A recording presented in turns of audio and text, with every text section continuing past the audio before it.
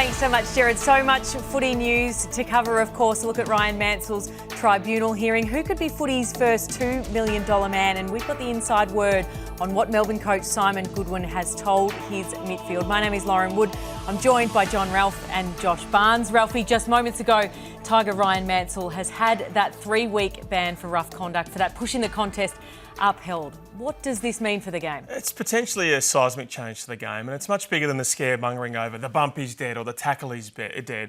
So why is it? Because now every time a player who pushes someone in a marking contest or approaches a pack and shoves an opponent into them can be culpable for a football accident. It's massive. It's the second time that Mansell's copped the ire of the MRO over a crackdown after he braced for contact against James Asian, copped the 3-week ban 2 years ago. Here is, of course, O'Connell. So I think now it's beholden upon the clubs that probably didn't show their players the memo, might have instructed them there's going to be a bit of a crackdown. Make sure you are not the second or third or fourth player caught, because you know there will be more suspensions here as well. So we'll show you again some of the 11 incidents that were given to the clubs on March 6. I think it's also beholden upon the AFL to actually stop the players being allowed to push in a marking contest. Yep. That was the most confusing rule that was brought back into the contest. No one wanted it. No one understood why the AFL allowed players to push with their arms again. So if at the end of the season, not a mid-season rule change, if at the end of the season they say, guys, you can't push anymore, that will reduce the amount of contest and potentially reduce the amount of suspension for this exact act. Couldn't agree more. Barnesy, you've spoken to one of the recent victims of one of these incidents in St Kilda's, Mitch Owens. What did he have to say about it? How did he feel about Mansell? Yeah, well, firstly with Mitch Owens, he is like seemingly the rest of the playing cohort that he didn't really know about this memo. He said, we haven't mentioned it, to be honest, is what he said to me when I asked whether they were training any differently to avoid pushing players into contests. Now, he was one of the victims. We see there Jordan Sweet pushed him in a pre-season match. He hurt his shoulder. He, I guess, was lucky he wasn't concussed like some other players. He said that it's something you learn from a young age. It's part of football craft. It's been in the game for 100 years, so it would be a big thing to remove it. I'm not sure a suspension is right. So one of the victims there, his teammate, obviously Liam O'Connell, was the one that was concussed in this case, and he thinks that it should be fair play and it should remain, and Mansell should be free to play this weekend. It's an interesting one, isn't it? Because a memo might not change behaviour, but you would imagine a 3-week suspension probably will. Mansell was asked directly in that tribunal hearing too, did that memo change the way that you approach the game? His answer was simple. It was no.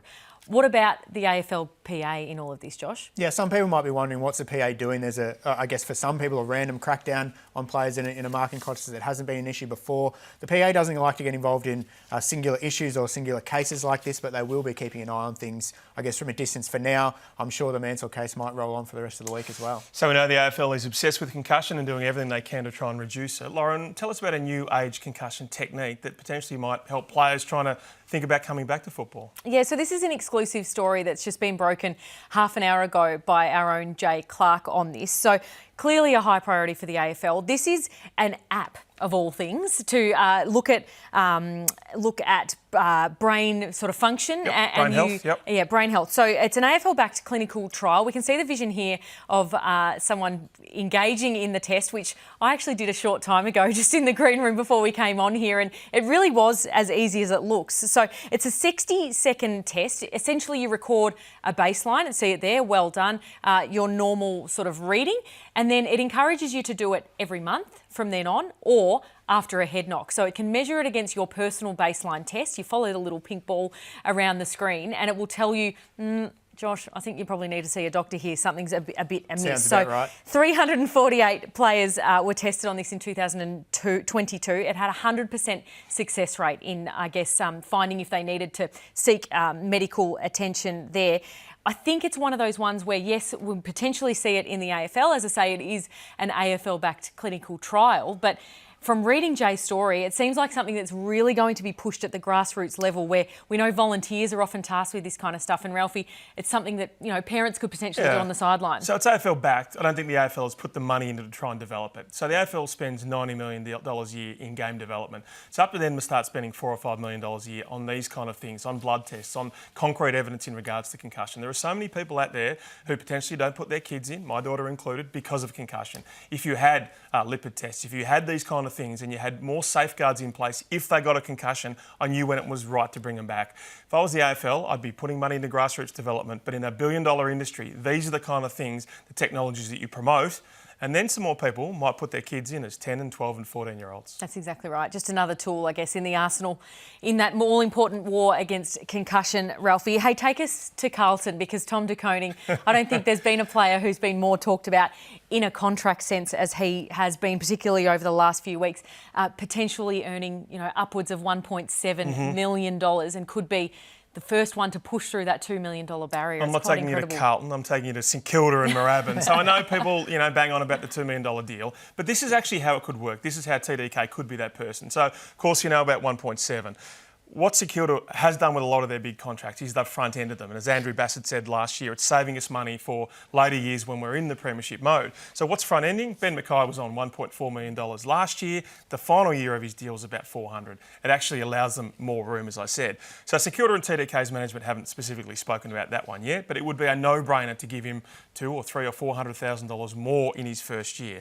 Now, you combine that with the AFLPA's new marketing fund. It's $7 million over for 80 players per year. So those players, the stars of the comp, will be earning $200,000 more per year by trying to grow the game. So it might not be Harley Reid, it might not be Sam Darcy, it might be TDK next year. It's not a philosophical thing. TDK could be earning $2 million in 2026. It is ludicrous numbers. He's going to be the highest paid player potentially ever for a season in our game. Do you think he's going to be ready for that? Because this is going to be the scrutiny that comes on. We're seeing Ben Mackay at the moment is getting ripped to shreds because he was front-ending his deal. He doing the right thing by the club. By his own fans. Yeah, he did the right thing by Essendon there, took the money early. It helps him personally at some stage, but he's copying that ridicule now because he's not playing up to standard. If Tom De Koning has a quiet month in his first month at St Kilda, as he learns the system or whatnot, suddenly the Wolves are going to be at his door, aren't they, Lauren? Well, I would think that St Kilda, you would like to think, is maybe a little bit of a safer option in that regard, isn't it, guys? Way? I mean, he doesn't have a rabid Essendon fan base or Carlton, as you say, when he's having a few quiet games in that sort of scenario. I mean, there's no denying it. It is a smaller fan base. I mean, the numbers say that. And I think just as passionate though, Lauren. They are very, very passionate. I can speak from experience there. But I think it's one of those scenarios where they've been hearing about big fish for so long. I think they'd be really happy to finally land one. All we've heard for years and years is about this grandiose war chest. They're so desperate that they'd be happy to pay him $2 million a year. Well, and I think probably too, they've endured 60 years of patience waiting for a premiership. Would they potentially be willing to wait, 3 or 4 more games than potentially one of the bigger clubs would to let this guy sort of find his feet, potentially work in tandem with Rhyan Mansell in that sort of ruck forward setup? I think they would. I think if that's something that he's potentially worried about when he's on a big wage, I think it'd be the club to go to, don't you? Yeah, I think so. Yeah, I think they're just desperate to get anyone in. And more to the point, you get him in, it might mean that you get a Miles Bergman. It might mean you get someone next year. So it's a cumulative effect. Yeah, it's a lot of money, but it might be a snowball effect.